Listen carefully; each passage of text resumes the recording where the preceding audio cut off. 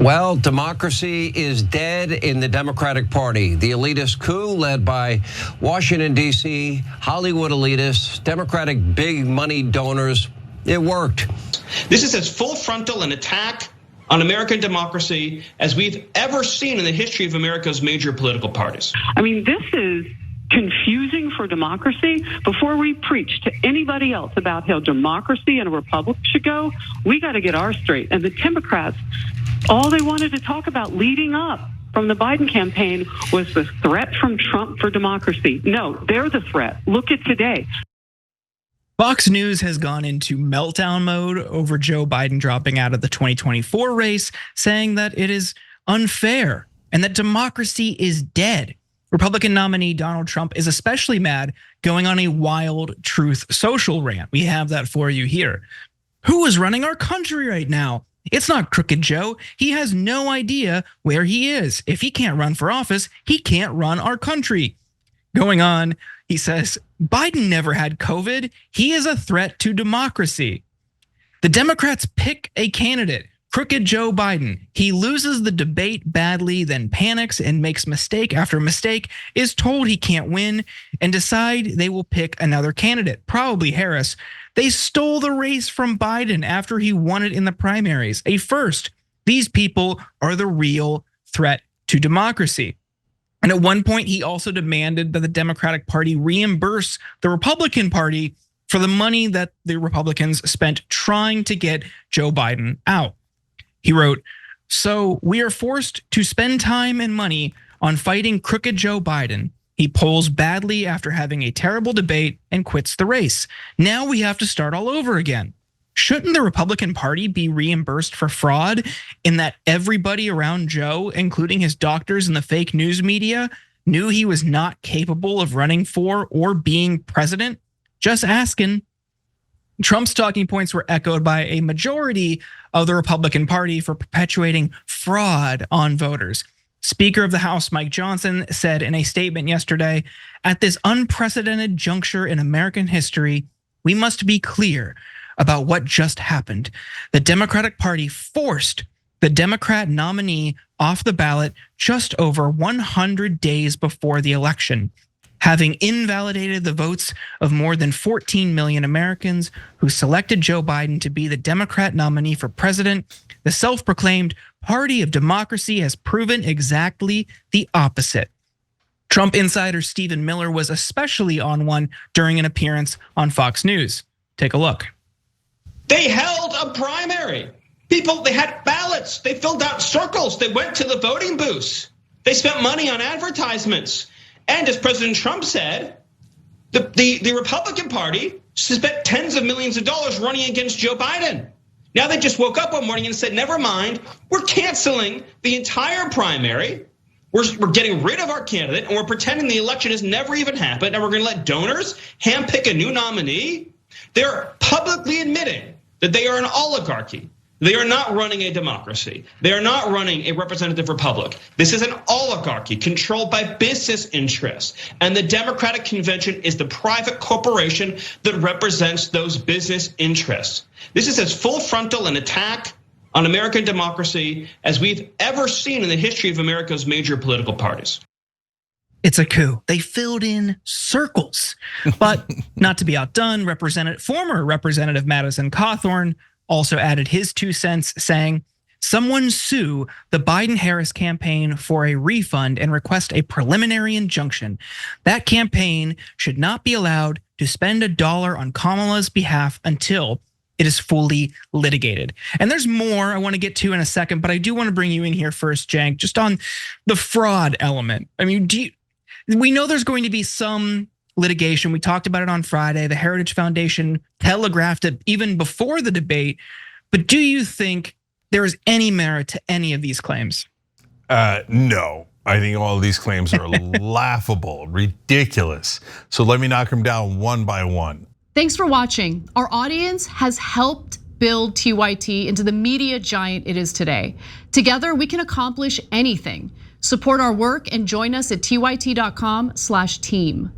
Fraud. There was one candidate and then there was a different candidate. You mean like Lyndon Johnson was the candidate and then He was unpopular, so he dropped out, and the Democrats got a new candidate. Wow, what fraud. No, that's just called an election, brother. Number two, that Jason Miller, the Democrats, I can't believe it. It turns out they're controlled by business interests. Like the Republicans aren't? Are you kidding me? The Republicans are the party of business interests. In fact, Donald Trump was just begging oil executives just a couple of weeks ago, give me $1 billion and I'll give you everything you want. I'll let you drill everywhere. I'll take away all regulations. What happened to being controlled by business interests? This guy's begging to be controlled by business interests. He did the largest corporate tax cut in history. No one has pleasured more corporations than Donald J. Trump. So please spare me your outrage about business interests. And then they're like, the money. We spent money thinking we were running against Biden. And now they did a good strategy of switching out Biden and having someone more electable. So we should get our money back. That's absurd. Both parties spend a ton of money on candidates that never wind up being the official nominee. They'll do ads against certain nominees during primaries when you don't have an official nominee at all. That is very common practice. And you don't get to cry about it later. I thought that Bernie was going to be the nominee, but it turned out to be Hillary. I want my money back. That's not how it works. There's no crying in politics. And God, the Trump team, for all that they pretend to be alphas and strong, if you notice, all they ever do is cry, bitch, and complain. Wah, wah, wah, wah, wah, wah, wah. Okay, so now we go to democracy. Brothers, if you complain about the Democrats not holding a real primary, canceling the Florida election, taking people's name off the ballots, not having debates, you would have had a legitimate point. We're fair and honest, we point that out. And I know because I was in those primaries and they were a sham. But you didn't complain about that. Now you're coming around and saying, those are great primaries. I can't believe they're taking democracy away from those poor Democratic voters that voted for Joe Biden. Yeah, you have a real concern for the Democratic voters. And that's what you're heartbroken about? Please. You said that it was against democracy when Joe Biden wasn't dropping out. Now you're saying it's against democracy when Joe Biden is dropping out. Make up your mind. So why do they do this? They do it to neutralize a talking point against them. Donald Trump is the one that did the fake elector scheme, which was a coup against the country.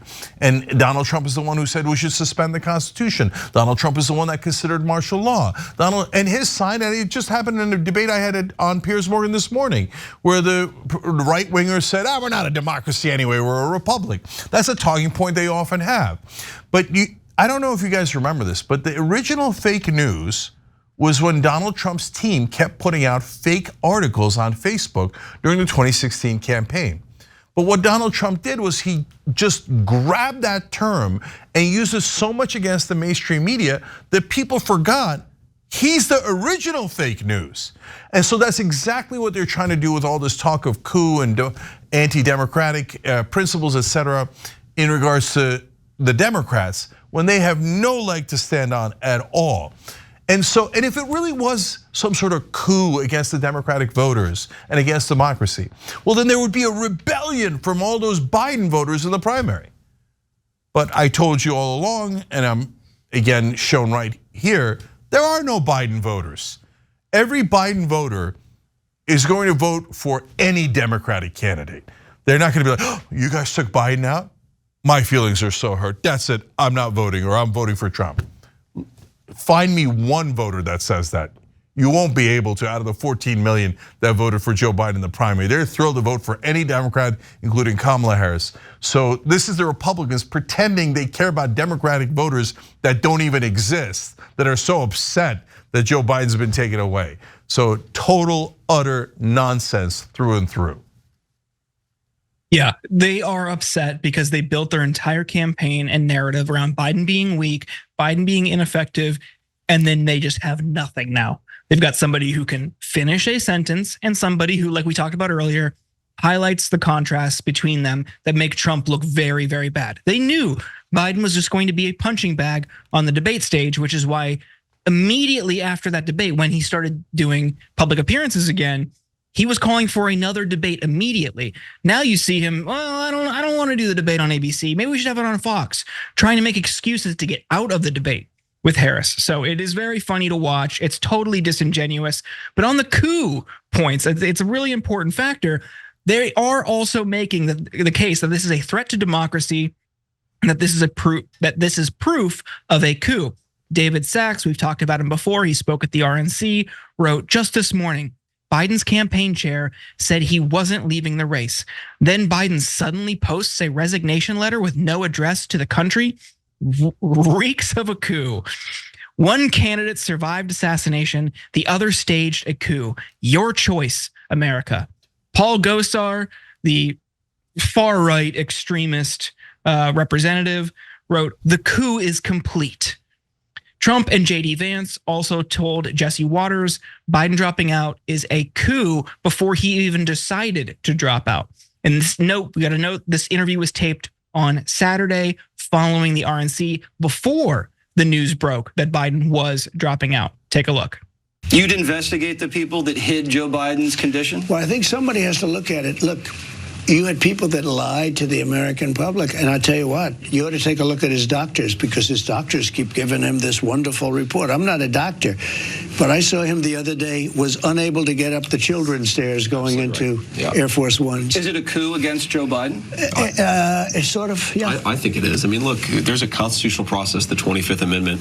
If Joe Biden can't run for president, he can't serve as president. And if they want to take him down because he's mentally incapable of serving, invoke the 25th Amendment. You don't get to sort of do this in the most politically beneficial way for Democrats. If it's an actual problem, they should take care of it the appropriate way. And Vance kind of lays the ballgame out there. It is politically beneficial. That seems to be why they're so upset. But what do you make of the coup rhetoric in the 25th conversation, Cenk? Look, I thought the Democrats should have been using the word coup for the last 4 years. When you do a fake election, so look, we just interviewed Rudy Giuliani at the RNC. And I asked him, why don't you use Trump's actual electors? Because both sides have slates of electors when you went to go and tried to overturn the results of the election. And he said half of them wouldn't do it. Now, why wouldn't half of Trump's electors do the scheme?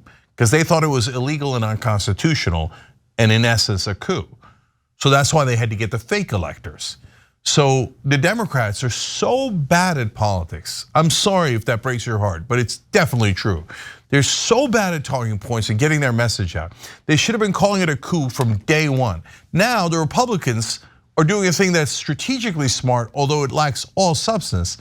They're preemptively calling what happened to Biden a coup, so that when the Democrats, if they ever come back around to using that word more effectively, will seem like they're copying the Republicans. And then they'll get every Republican on social media going, oh, you guys did a coup against Joe Biden, so it's even. Now, is it an actual coup? No, of course not, that's absurd. So if they did what Vance is suggesting, the 25th Amendment, that's constitutional, it's literally in the Constitution, it's an amendment in the Constitution. But that's closer to a coup, because that's the vice president and your own cabinet removing you from office. When you agree to step down, that is not a coup. Nobody put a gun to his head, etc.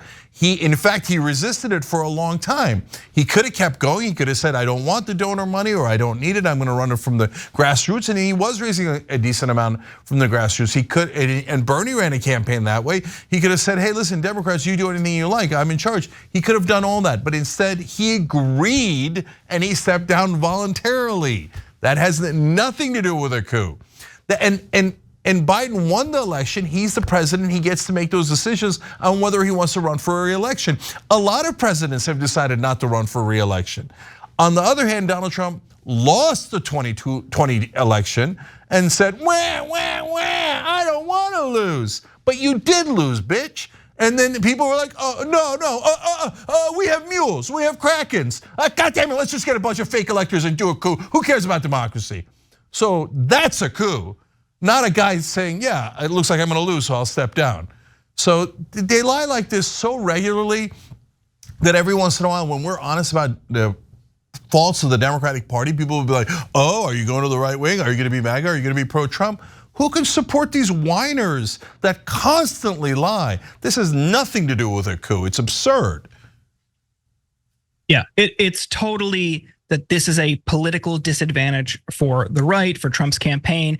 And maybe I'm being too aspirational and hopeful here, but I do think when we have a full post-mortem of this decision, it would be interesting to see when they actually made the decision. I can't imagine he just woke up on Sunday and it's like, that's it.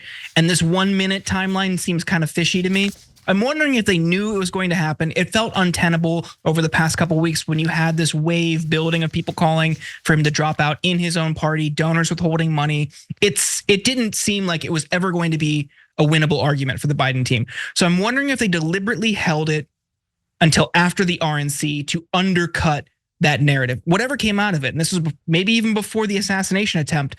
But if so, masterful job. Who knows? It could be, maybe not, but I would like to see when they actually made that decision. No, I know. The reporting is clear.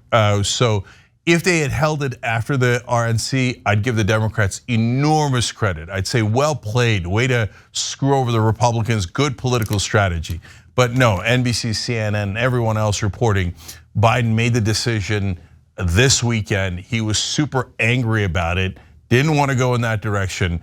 But he was worried about his precious legacy and made the decision late and didn't really check with too many other people. But it was his decision. He did make it here. I wish he was as smart as the Republicans think he was, and then made this great, strike against the Republicans and had them waste their money at the RNC. But no, he was just hanging on for dear life. But at the end, made the right decision and let go of power, which Donald Trump refused to do even after he lost. So that's all the difference in the world. Thanks for watching The Young Turks, really appreciate it. Another way to show support is through YouTube memberships. You'll get to interact with us more. There's live chat emojis, badges. You've got emojis of me, Anna, John, JR. So those are super fun. But you also get playback of our exclusive member-only shows and specials right after they air. So all of that, all you gotta do is click that join button right underneath the video. Thank you.